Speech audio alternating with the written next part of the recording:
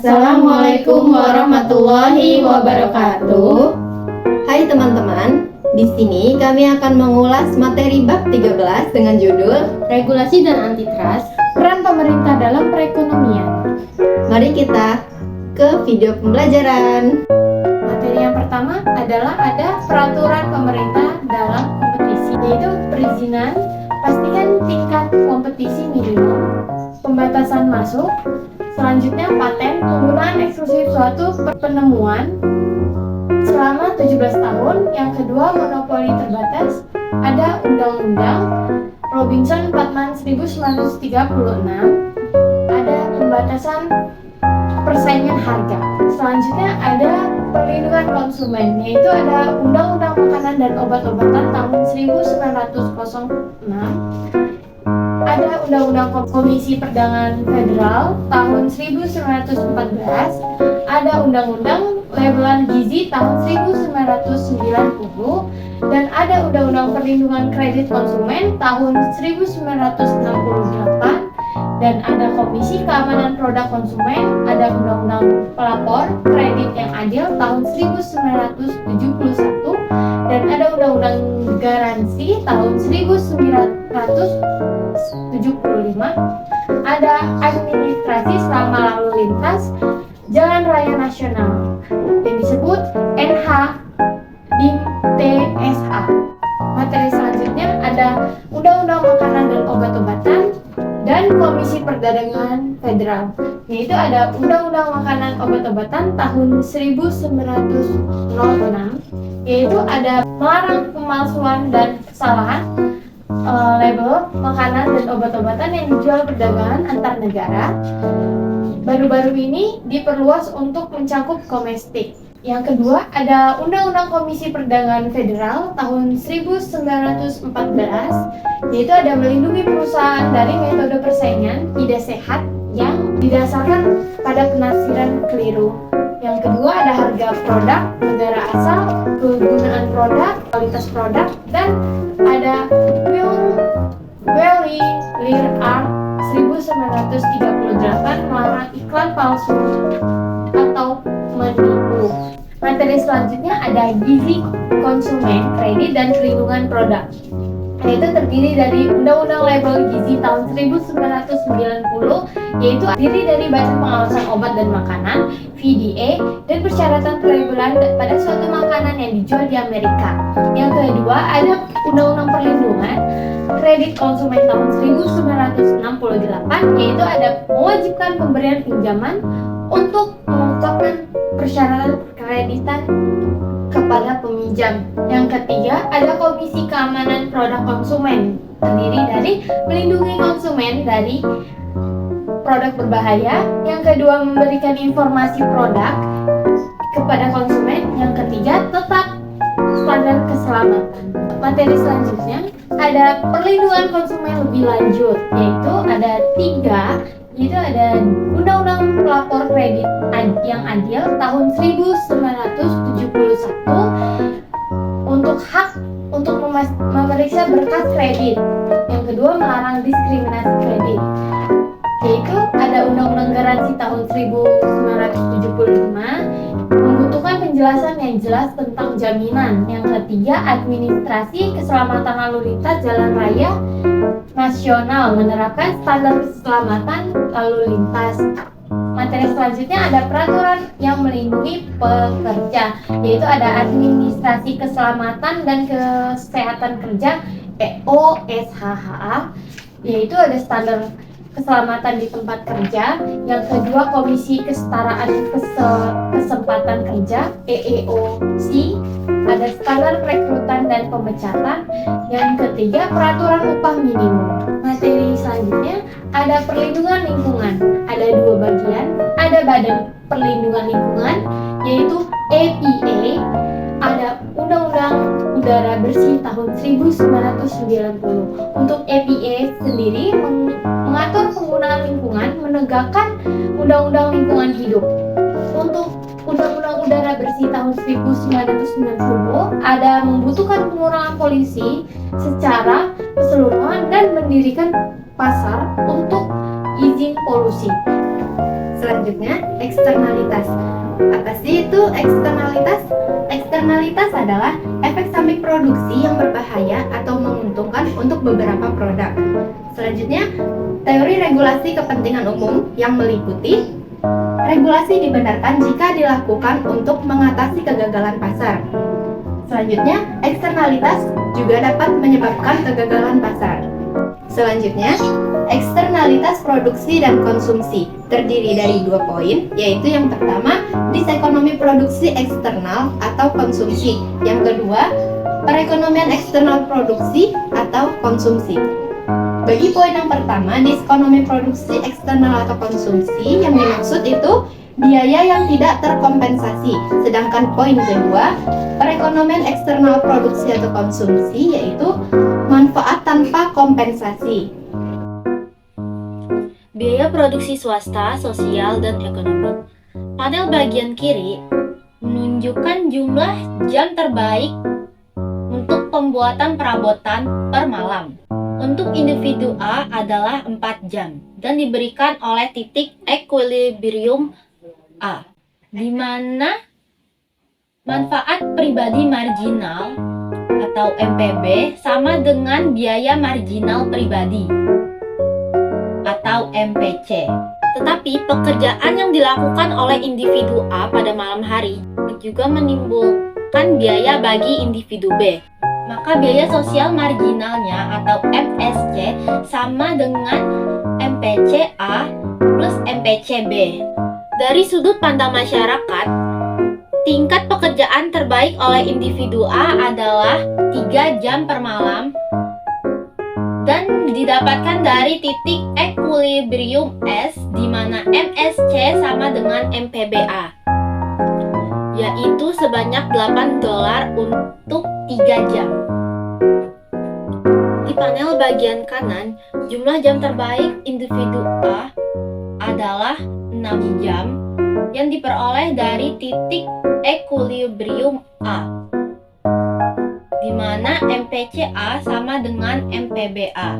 Namun, pekerjaan pekarangan individu A menimbulkan manfaat eksternal bagi individu B, di mana MSB sama dengan MPBA plus MPBB.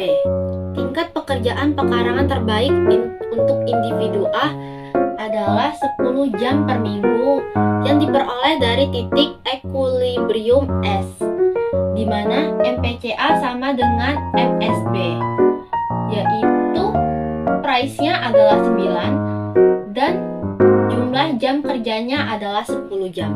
Selanjutnya, untuk mengetahui bagaimana cara mengatasi eksternalitas, di sini terdapat beberapa poin. Poin yang pertama adalah larangan, pelarangan, dan aktivitas yang menimbulkan kegiatan negatif. Yang kedua, pajak, yaitu memungut pajak atas aktivitas yang menciptakan eksternalitas negatif. Yang ketiga, subsidi, yaitu mendorong kegiatan yang menciptakan eksternalitas positif. Yang keempat, pembayaran sukarela, dan yang kelima, merger. Selanjutnya, peraturan utilitas umum monopoli alami. Yang pertama, kurva biaya rata-rata jangka panjang perusahaan masih tetap menurun ketika perusahaan memasuki seluruh pasar. Yang kedua, biaya rata-rata jangka panjang atau LRC memiliki kemiringan yang negatif. Yang ketiga, biaya marginal jangka panjang atau LMC berada di bawah LAC. Yang keempat, harga ditetapkan oleh regulator atau yang dimaksud adalah LAC. Contoh dari monopoli alami yaitu perusahaan listrik, gas, air, dan transportasi lokal. Selanjutnya, peraturan utilitas umum ada 4 poin, yaitu yang pertama, regulasi tarif pada praktiknya sulit dilakukan. Yang kedua, jaminan pengembalian memberikan sedikit insentif untuk mengendalikan biaya. Yang ketiga, efek Overs-Johnson atau A2J, yang dimaksud tarif yang ditetapkan terlalu tinggi atau terlalu rendah dapat menyebabkan investasi berlebihan atau kekurangan pada pabrik dan peralatan berdasarkan utilitas.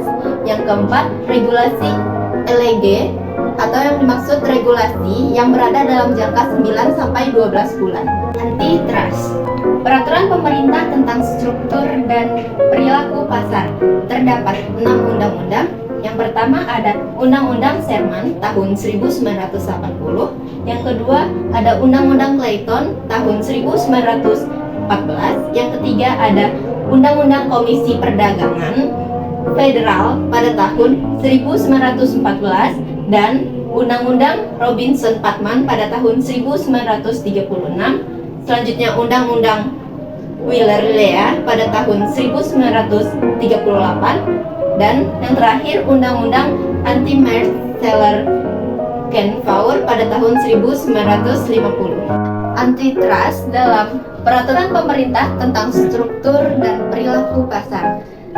Terdapat 2 poin, yaitu poin yang pertama, membuat kontrak apa saja, kombinasi dalam bentuk dari suatu perwalian atau sebaliknya, dan persekongkolan di perbatasan perdagangan ilegal.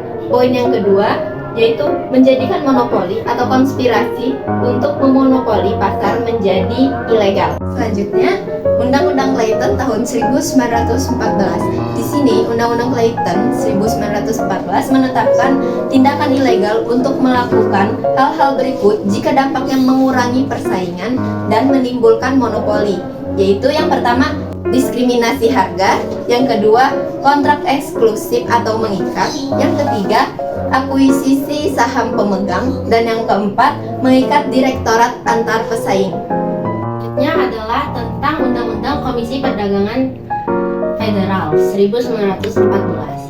Undang-undang ini diadakan untuk menambahkan UU Clayton yang menyatakan bahwa metode persaingan yang tidak sehat adalah melanggar hukum. Mendirikan Komisi Perdagangan Federal, hal ini dimaksudkan untuk mengadili pelanggar undang-undang anti monopoli dan untuk melindungi masyarakat terhadap iklan palsu dan menyesatkan. Slide selanjutnya, Undang-Undang Robinson-Patman 1936. Undang-undang ini disahkan untuk amandemen Undang-Undang Clayton yang berusaha melindungi pengecer kecil, menjadikan tindakan ilegal untuk menjual dengan harga yang lebih murah di satu pasar dibandingkan di pasar lain. Selanjutnya adalah Undang-Undang Wheeler-Lea 1938. Undang-undang ini ada untuk mengubah Undang-Undang Komisi Perdagangan Federal. Tujuan utama dari undang-undang ini adalah untuk melindungi konsumen dari iklan palsu atau menipu, seperti makanan, obat-obatan, alat korektif, dan kosmetik yang memasuki perdagangan antar negara. Selanjutnya adalah Undang-Undang Anti-Merger Seller Kaufer 1950. Undang-undang ini ada untuk menutup celah dalam UU Clayton, menjadikan ilegal untuk membeli tidak hanya saham, tetapi juga aset perusahaan pesaing. Jika demikian, pembelian secara substansial mengurangi persaingan atau cenderung menciptakan monopoli. Undang-undang tersebut melarang semua jenis merger jika hal tersebut mengurangi dampak kompetisinya. Selanjutnya adalah penegakan anti monopoli. Solusi yang pertama adalah pembubaran dan divestasi, yang kedua adalah perintah, yang ketiga adalah putusan persetujuan, dan yang keempat adalah denda dan hukuman penjara. Perilaku anti persaingan. Yang pertama adalah paralelisme sadar, yang kedua adalah penetapan harga predator. Slide selanjutnya, peraturan persaingan internasional. Yang pertama ada tarif. Tarif terdiri dari atas pajak atas impor. Yang kedua adalah impor kuota yang membatasi jumlah impor. Yang ketiga adalah pembatasan ekspor sukarela atau FIR. Eksportir membatasi jumlah ekspornya. Yang keempat adalah pengaduan anti dumping. Kurva di samping adalah kurva pengaruh tarif impor terhadap konsumsi, produksi, dan impor. DX adalah permintaan dan XX adalah penawaran. Tanpa tarif impor, maka harga adalah 3, permintaan adalah 600, dan penawarannya adalah 200. Sedangkan dengan adanya tarif impor, maka harga adalah 4, permintaan adalah 500, dan penawaran adalah 300. Sehingga sehingga pemerintah bisa mendapatkan sebanyak $200 dari selisih yang didapatkan antara 500 dan 300.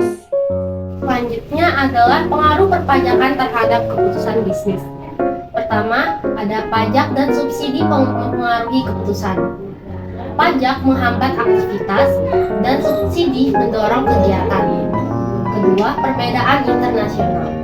Amerika Serikat mengenakan pajak atas pendapatan tenaga kerja dan modal, sehingga menghambat pekerjaan dan investasi. Yang kedua, Eropa mengenakan pajak pada konsumsi yang mendorong tabungan dan investasi.